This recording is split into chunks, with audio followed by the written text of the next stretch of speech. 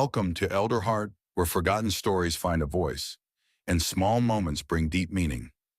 Today we bring you the story of a woman who didn't want to leave the hospital, not because of pain in her body, but because of silence in her life. What happened next is a journey of healing, not through medicine, but through love, listening, and one simple phone call. This is the story of Mrs. Carter. My name is Elena. I work as a nurse. Today is a special day. One of my patients, who were Mrs. Carter, can finally go home. She stayed here for 10 days. The doctor says she is healthy now. No more pain, no more problems. Everything looks good. But something strange is happening. I enter her room. I say, "Good news, Mrs. Carter. You can go home today," but she says, "No, I can't. I don't feel good." That surprises me. Yesterday, she smiled. She ate well. She even laughed. So why this change? What happened in just one night? I ask, "Where do you feel pain?" She says, "Everywhere." I ask again, "Do you feel dizzy?" She says, "A little." I ask, "Do you feel weak?" She says, "Yes, very." I don't understand. The doctor says she is fine. The tests are normal. The medicine is working. So why does she want to stay? Then she says something strange. She says, "I don't want to be alone." I ask, "What do you mean?" She says, "At home there is no one. No one calls me. No one visits me here. At least if someone talks to me, I stop talking." I start thinking, maybe this is not about her body. Maybe it's something else. I ask, "Don't you have family?" She says, "I have a son." I ask, "Does he live far?" She says, "No, he lives close, but he forgot me." That word stays in my mind. Forgot? Why would a son forget his own mother? Why is she really here? Is this still a hospital case? Or is it something more? I can't stop thinking about what Mrs. Carter said. He forgot me. That word follows me all day. I check her chart again. Everything is normal. Her blood pressure is good. Her temperature is good. No reason to stay, but she still says, "I don't feel well." The doctor asks me, "Why is she still here?" I say, "She says she is not ready." He says, "She is ready. Maybe she just needs to talk." So I go back to her room. I ask, "Mrs. Carter, do you want to talk?" She says, "No one wants to listen." I say, "I do." She's quiet. Then she says, "He used to call every Sunday, then he stopped. He used to bring flowers, then nothing. Now he is busy. He has a new life." I am not part of it. I ask, "Have you tried calling him?" She says, "Yes, but he never answers." Or he says, "I'm in a meeting." She looks tired. Not in her body, but in her heart. I don't know what to say. Then I ask her, "Do you want me to call him?" She looks surprised. She says, "Would you do that?" I say, "Yes." She says, "Okay, but maybe he won't answer." I look at the phone number. I call. One ring, two rings, three. Then a voice. "Hello, it's him." I say, "Hello, my name is Elena. I'm a nurse. I take care of your mother." Silence. He says, "Is something wrong?" I say, "No, she is okay, but she wants to talk to you." He says, "I'm busy right now." I say, "Please just listen for 1 minute. She doesn't want to go home because she feels alone." Again, silence. Will he listen? Will he understand? Or will he hang up? I wait for his answer. I hold the phone. He doesn't speak. I say, "She is not sick anymore. She can go home." But she is scared. Not of pain, not of her health. She is scared of silence, of being alone. He says she always says that she likes attention. I say maybe, but today it's different. She doesn't want medicine. She wants a voice. Yours. He says, "I don't have time. I have meetings. Work. Things to do." I say, 1 minute is enough. Just 1 minute. I'll give her the phone." I give the phone to Mrs. Carter. She says, "Hello." I stand and listen. I can hear her voice, soft, careful. She says, "I didn't want to bother you." She waits, then says, "I only wanted to hear your voice." More silence, then she says, "It's okay. I understand. You're busy." She hands the phone back to me. I take the phone. He says, "She's fine, right?" I say physically yes, emotionally no. She cries at night. She asks if someone will visit. She says she feels invisible. He says, "What do you want me to do?" I say, "Visit her or call her once a week, even 5 minutes. It can change everything." He says, "I'll think about it." I hang up. Mrs. Carter looks at me. She says, "Thank you." I say, "Don't lose hope. Maybe he will come." But the next day he doesn't come. The day after, nothing. 3 days pass. She says, "I knew it. He doesn't care." I don't know what to say. Then the nurse manager says, "She must leave tomorrow. Her room is needed." I tell Mrs. Carter. She says, "Then I will go. It's okay. I'll go." Her voice sounds small. I call her son again. I say, "She's leaving tomorrow." He says, "Okay." I ask, "Will you come?" He says, "I don't know." I say, "She needs you. This is not about health, it's about love." He says, "I have work." I say, "Then she will leave alone?" He says, "Maybe next week." I say, "Maybe next week will be too late." He doesn't answer. I end the call. I feel angry, but I also feel sad. How can a son forget so fast? The next morning, Mrs. Carter is ready. The papers are done.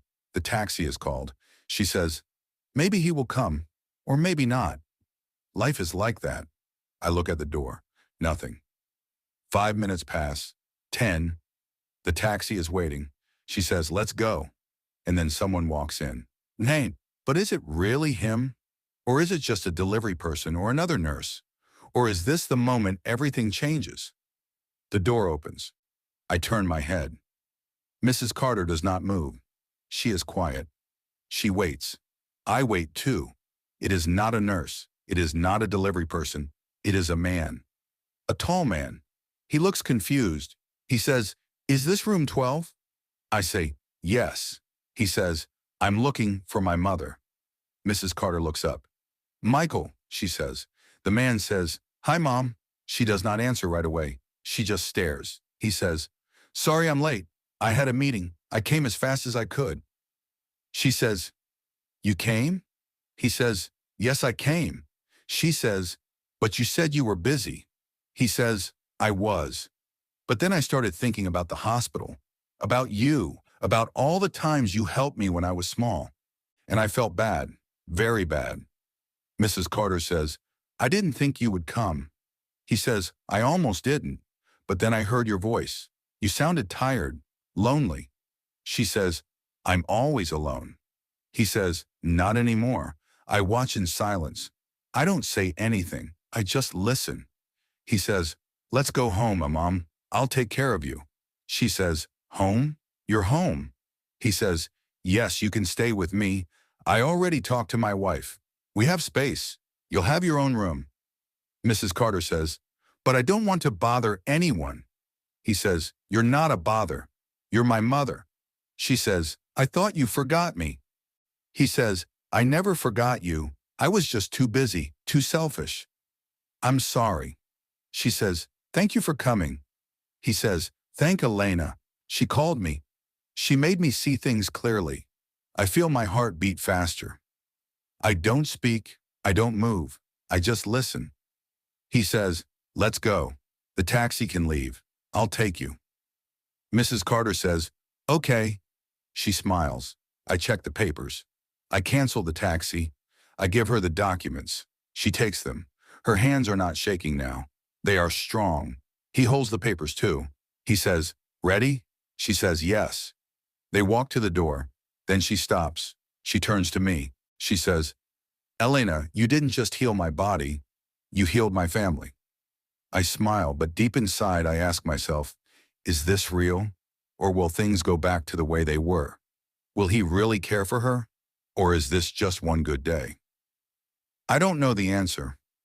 Not yet. But this moment feels like the beginning of something good. 3 days pass. I think about Mrs. Carter often. I wonder how she is. I want to believe everything is fine, but I also know sometimes people make promises and forget them. I hope that's not the case this time. Then one morning, I hear someone call my name. "Elena, someone is asking for you at the front." I say, "Who is it?" The receptionist says, "An old patient, Mrs. Carter." I feel surprised. Why is she here? Is something wrong again? I walk to the lobby and there she is. But she's not alone. Her son is with her, and not just him. A small girl is also with them. She looks about 5 years old. The girl runs toward me and says, "Are you Nurse Elena?"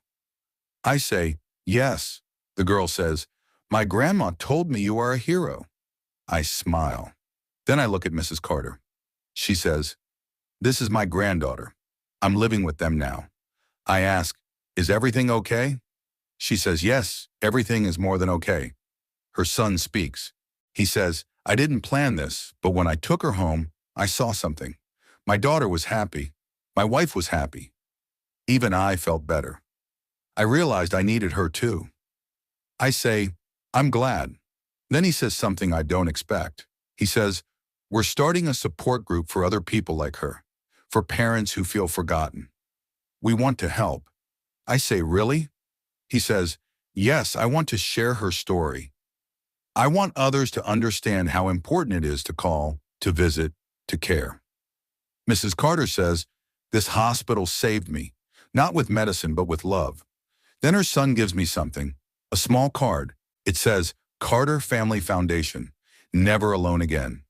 I look at the card. I feel something strong inside, a mix of joy, hope, and peace. I never imagined one phone call would do all this. But the twist isn't just that he came back. The twist is what happened after. They didn't just fix their family. They decided to help others too. That's the real change. And it all started with one woman who didn't want to go home because home wasn't love. Now it is. And that changes everything. It has been 2 weeks since I saw Mrs. Carter. Every day I think about her. I wonder how she feels. I wonder if things are still good. Sometimes people change for a short time. Then life goes back to normal. That's what I fear. But then something happens. The hospital starts a new program. It's called One Call, One Change. It helps families talk again. It helps old people feel seen. The idea came from Mrs. Carter's son. He wrote a letter. In the letter, he told their story. He said, "Sometimes we need someone to remind us what really matters." The hospital prints that letter. They hang it in the hallway. All the nurses read it. Many cry. I do too. Later, I get an invitation. A small event will happen at the community center, the first meeting of the Carter Family Foundation. They will give a short speech. They will invite families. They will tell people, "You are not forgotten."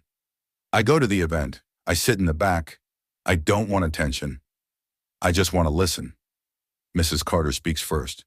She says, "I almost gave up, but one person believed in me. One person made a call. That call changed my life." Then her son speaks. He says, "I thought I was helping her, but really she helped me. She taught me to slow down, to love, to remember." Then something beautiful happens. The little girl stands up. She says, "Now I have a grandma at home. She helps me with homework. We watch movies. We laugh. She makes me happy." Everyone claps. I feel something warm inside. Later, Mrs. Carter comes to me. She says, "You were the first to listen. I won't forget that." I say, "You helped me too. You reminded me why I do this job." She says, "Sometimes people don't need medicine. They need connection. They need one person to care." I say, "You're right." She smiles. Then she says, "I thought my story was ending, but maybe it was just beginning. Now every time I meet a new patient, I remember her words. I don't just check the body, I listen to the heart. Because one phone call can change a day, one visit can change a week, and one kind word can change a life." Mrs. Carter went home, but this time she was not alone. Sometimes we think helping means giving medicine or fixing a problem. But now I know helping can also mean listening. One small action can change a big part of someone's life. Mrs. Carter didn't need more tests. She needed love. She needed to feel that someone still cared. Many people feel alone today. Maybe your neighbor, maybe your grandmother, maybe even someone in your house. So I ask myself, and I ask you, when was the last time you called someone just to say, I care? Maybe today is the day to do it, because one voice, one call, one moment of care can change everything. If this story touched your heart, if it reminded you of someone you love, or someone you've forgotten, please take a moment to like this video. Share it with someone who might need it today. And don't forget to subscribe to Elder Heart, where every story is a second chance and every heart still matters. Thank you for being part of this journey.